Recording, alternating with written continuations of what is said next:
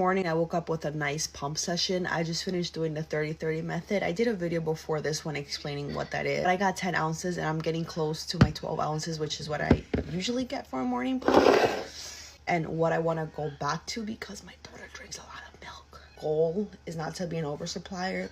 And I honestly think at this point where I am, I don't think I have a chance of being an oversupplier again. But maybe just enough for her. Is basically just to have enough milk for my daughter. I find these pours satisfying. Yeah, so that was almost 10 ounces. Just finished having like a bomb ass breakfast, all high protein, guys. And I'm also gonna start a weight loss journey in my page. I'm hoping like this week or next week, because I want to lose like 30 pounds.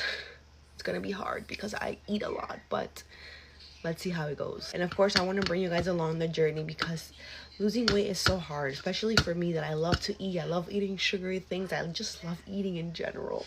My besties, I hope you have a great day.